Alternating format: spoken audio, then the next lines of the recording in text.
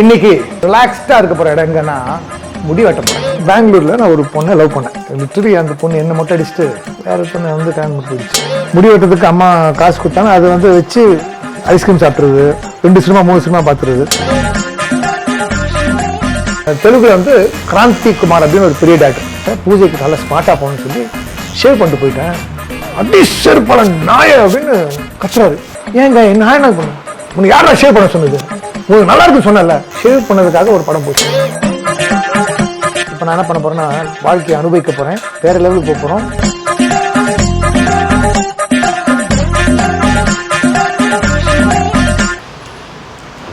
வணக்கம்.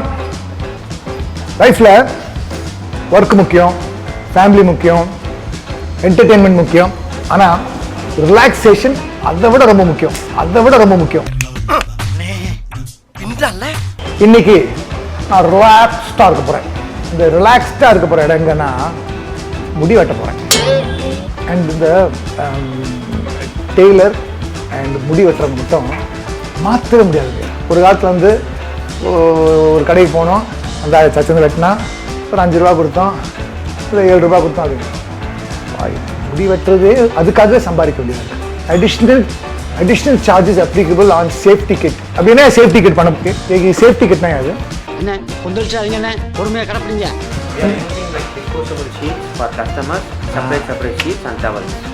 Because of the corona. Yes, lovely. Come, Malik Bhai. இது என்னுடைய ஹேர் ட்ரெஸ்ஸர் மலிக் பாய். இவர் தேடிக்கிட்டு நான் வந்து இவர் எங்கே போவார் அவர் கூடவே போவேன். ஏன்னா மலிக் பாய் வந்து முடி வெட்டதை விட மேஜிக் நிறைய பண்ணிக்கிட்டேன். பாருங்க, இதுக்காக தான் உங்களுக்கு கூட்டிட்டு வந்தேன். Welcome to great Kirikalan magic show. இன்னைக்கு எப்படி முடி வெட்டுறீங்க? கே ஸ்டைல் கரு என்ன ஸ்டைல் பண்ண போறீங்க?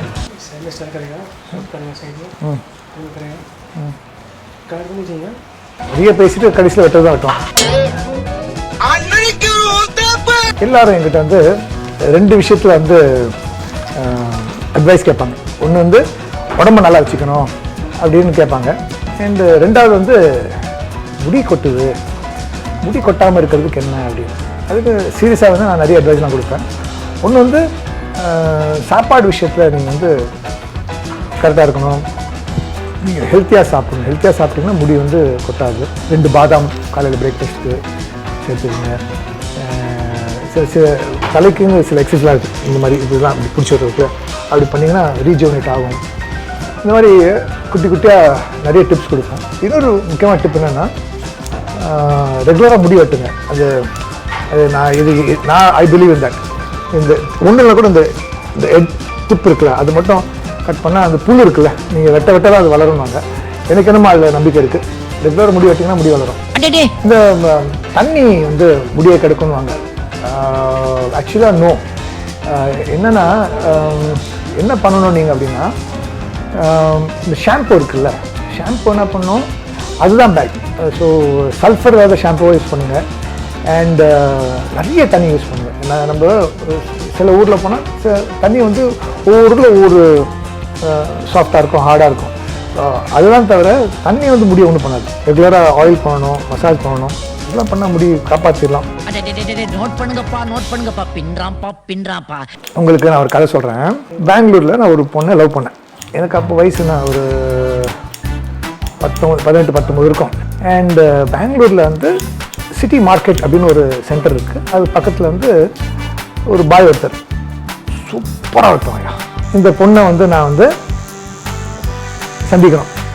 இப்போ நான் பெங்களூர் போகிறேன்னு சொன்னால், எதுக்கு பெங்களூர் போகணும், இப்போதான் போயிட்டு வந்தேன், நேத்தானே வந்தேன் நீ அப்படி. சரி, அப்படியே ஒரு வாரம் வெயிட் பண்ணேன். அம்மா இந்த முடி பாரு, இந்த ஒரு முடி சே, ஐயோ என்னாச்சு, இது வெட்டணும். எங்கே அது இல்லை பாய் கிட்ட தான் போய் வெட்டணும் அப்படின்னு சொல்லி ஒரு 40 ரூபா கொடுத்தா 30 ரூபாய்க்கு டிக்கெட்டு. அப்போ அங்கே சொந்தக்காரமாக இருப்பாங்க. அண்டு அந்த பொண்ணு எங்கள் ஊர் சுற்றணும், அதுதான் காசு தரும்.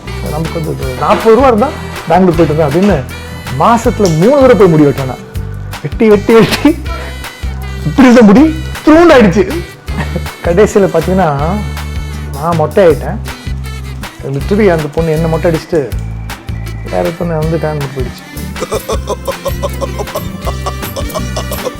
நல்ல வேலை.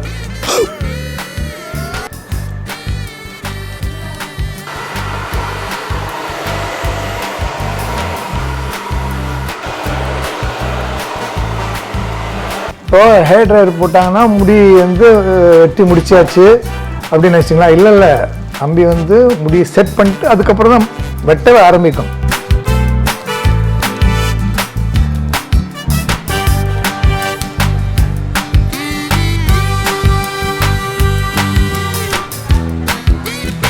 அது பாருங்க, அடுத்த பிளேடு 2 வச்சானா இப்போ பிளேடு வச்சிட்டான். இங்கே பாருங்க. ஐய்,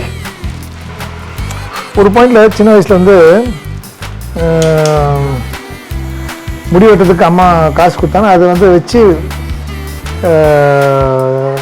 ஐஸ்கிரீம் சாப்பிட்றது, இல்லை சினிமா, வாரத்துக்கு ஒரு சினிமா தான் அலவுட்டு. நான் வந்து 2 சினிமா 3 சினிமா பார்த்துருது. அதனால் ரெடிமேடாக அந்த காலத்தில் என்ன பண்ணணுன்னா, சீப்புக்குள்ளே பிளேடு வச்சு அப்படி பண்ணி அந்த சீப்லேயே வந்து அப்படி பண்ணால் அது முடி வெட்டிடும்.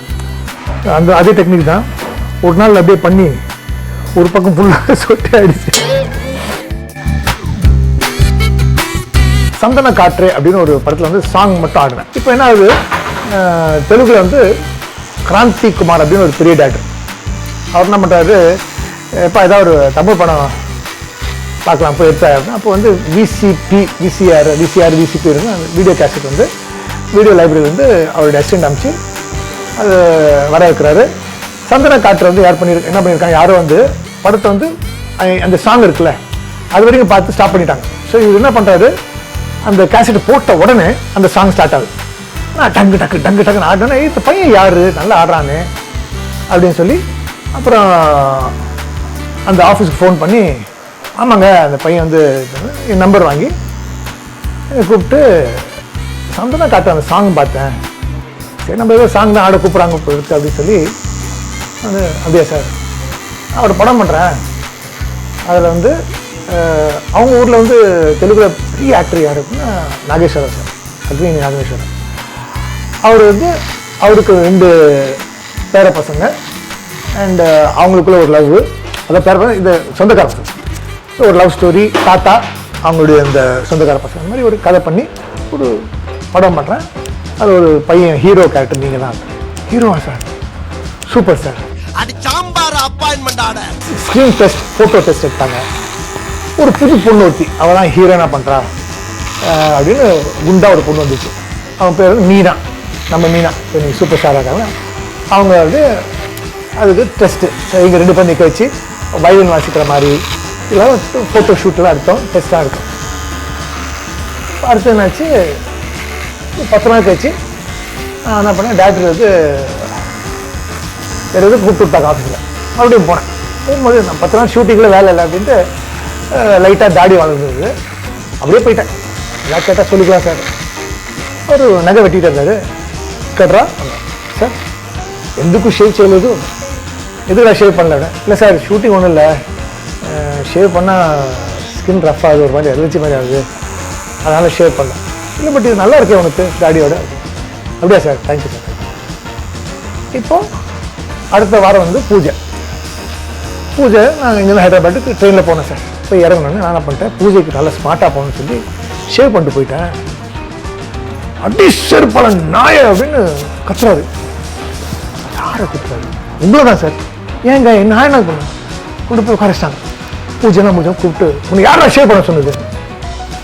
பூஜைக்கு ஃப்ரெஷ்ஷாக வரும், உங்களுக்கு நல்லா இருக்குன்னு சொன்னல, நல்லா இருக்குன்னு சொன்னீங்க பட் ஷேவ் பண்ண வேண்டாம்னு சொன்னீங்களா அப்படின்னு சொல்லி ஷேவ் பண்ணதுக்காக ஒரு படம் போச்சு.